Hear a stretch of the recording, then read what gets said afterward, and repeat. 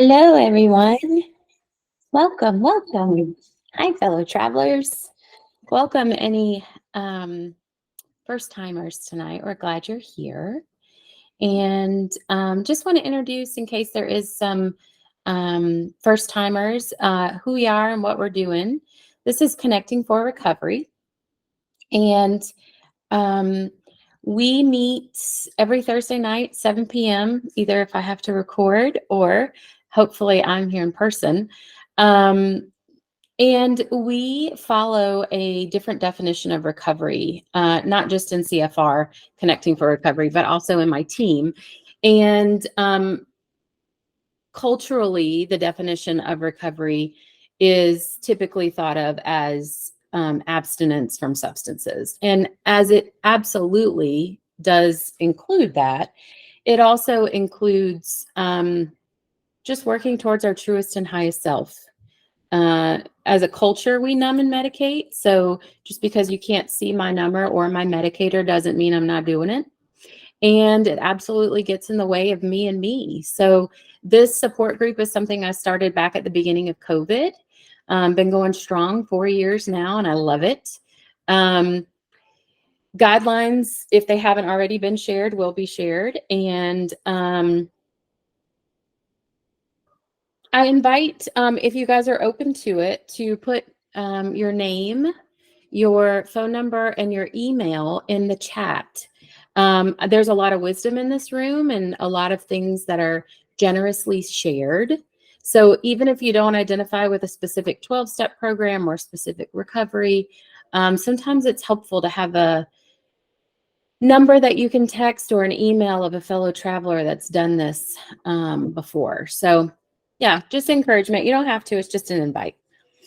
So we've been on our boundaries series, and the first one we did was boundaries with me and me, boundaries with family of origin, and then last week we did boundaries with spouses. So highlight, recap, boundaries are the way that we walk out recovery and step outside of our pathological role.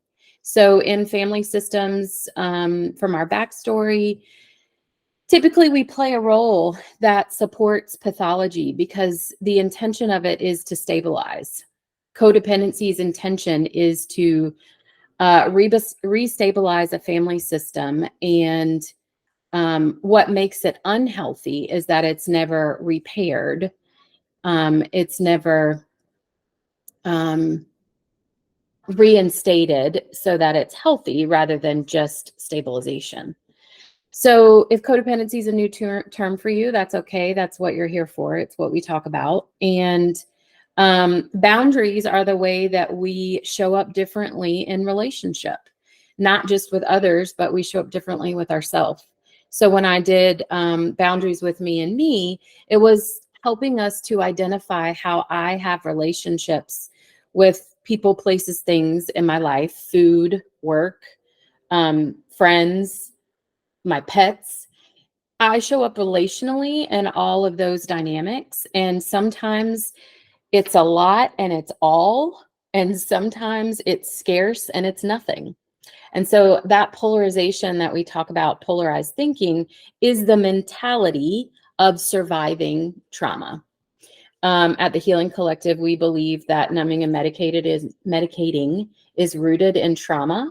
And when we use substances or behaviors to get relief from the pain that we're in, that manifests as numbing, medicating, or addiction is what our culture calls it. So when we're looking at surviving, the way that we step out of survivor mode, over functioning, under functioning, both of those are being in survivor mode, is using boundaries, because all or nothing is both sides of pathology. And Piper needs to speak up now if anybody's wondering.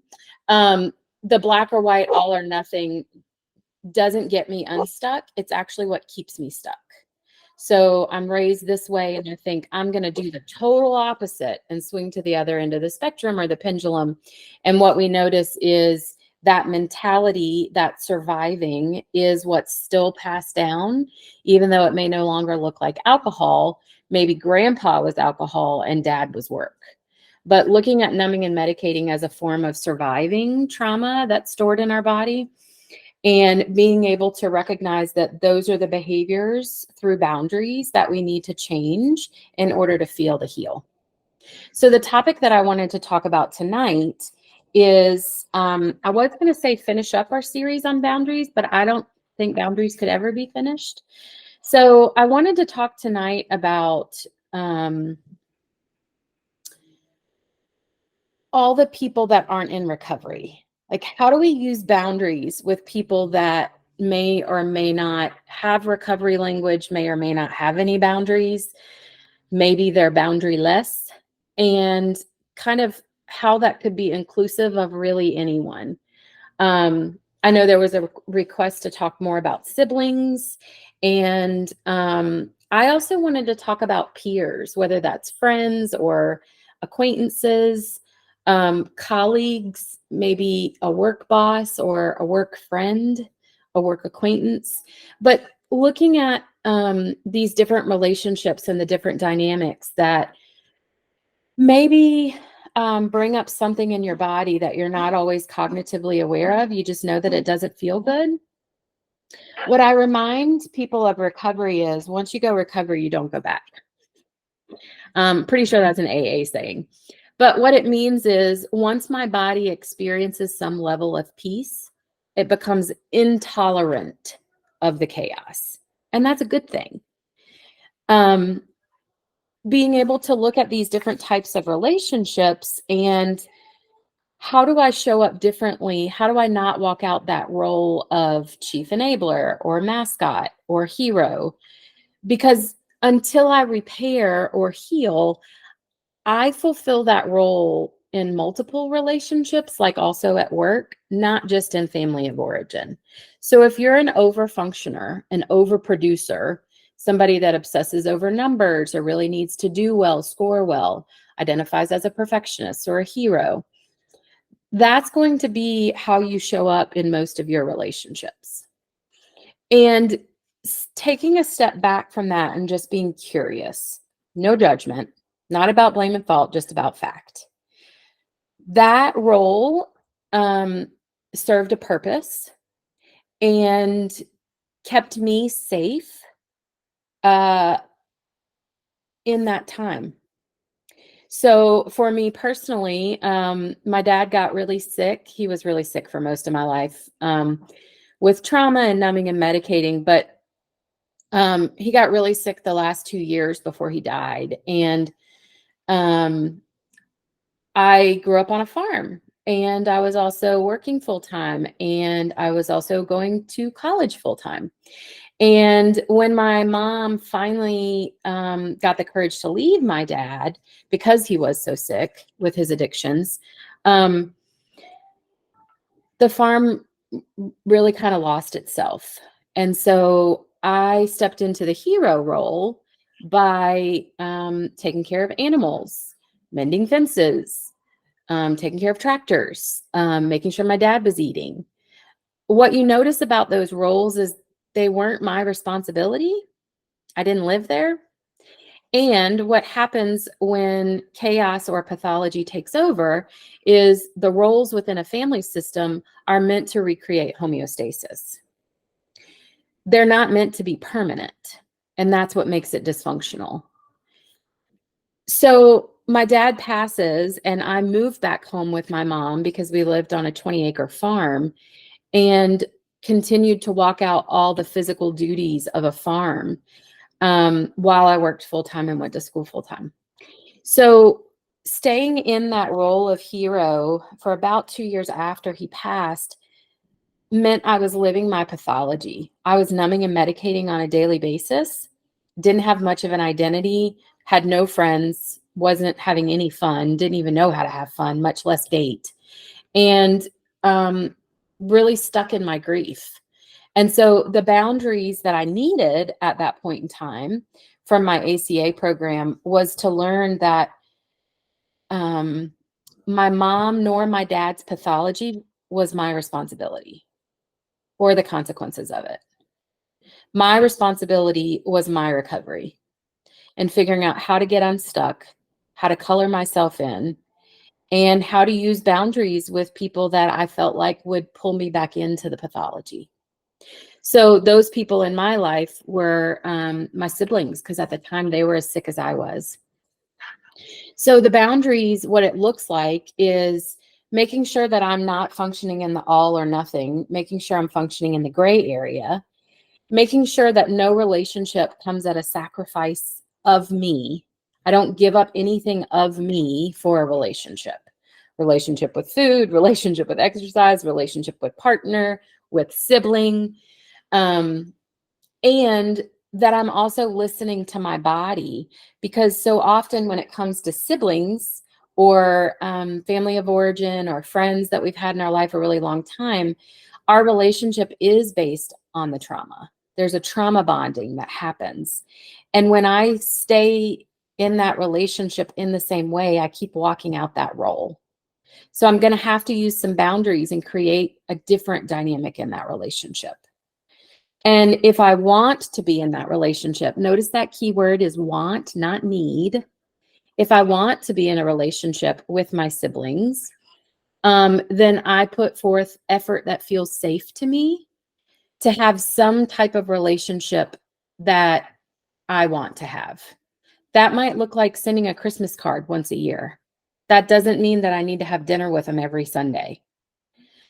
But if I want to acknowledge the pathology that kept us divided for most of our life, and I don't like that, I want some semblance of a relationship because I want it, not because I need it, is being able to process that with somebody and walk out that relationship so that I'm showing up in the gray area where I'm not giving up myself. I'm not moving backwards into a trauma bond, but I'm also not avoiding and isolating or not acknowledging that they're a part of my life.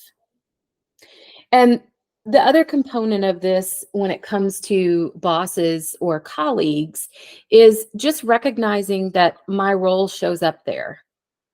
The better I am at my job, the more they're going to ask me to do. And I'll get lots of compliments for it. And I'll be praised for working 50 to 60 hours a week, but it's coming at a sacrifice to me. So my hope for tonight was to share with you guys a couple of other ways of how boundaries might show up and where they were rooted or their origination is, but also looking at how they show up relationally in our dynamic, not just with one person. So I'm going to pause now and let you guys share your experience, strength, and hope. And when you're done with sharing, about 5 minutes till, my team will restart this video and I'll offer the tool.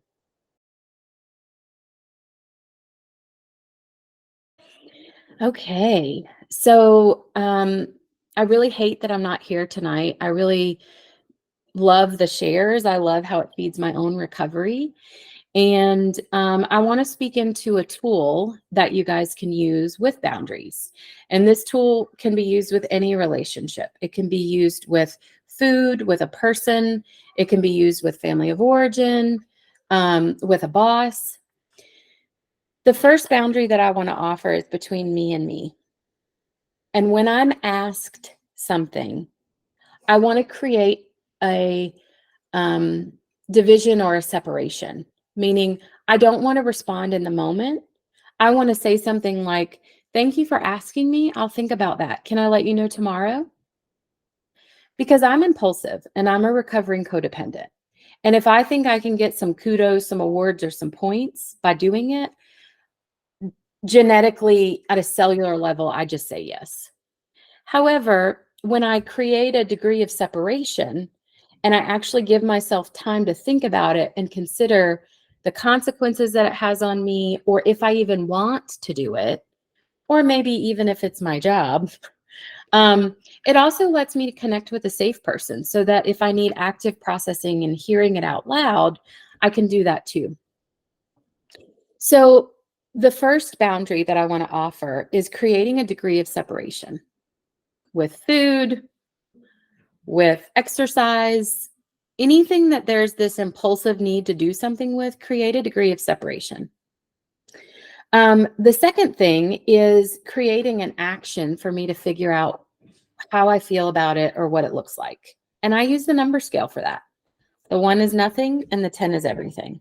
So figuring out where on that I want to fall and what that might look like, how I might walk it out. So I hope this was helpful for you guys. I'm really sorry that I missed you, and I look forward to seeing you next week. And please feel free to reach out and process any of this with your team. And we'll close by recommitting to our guidelines and saying our name out loud.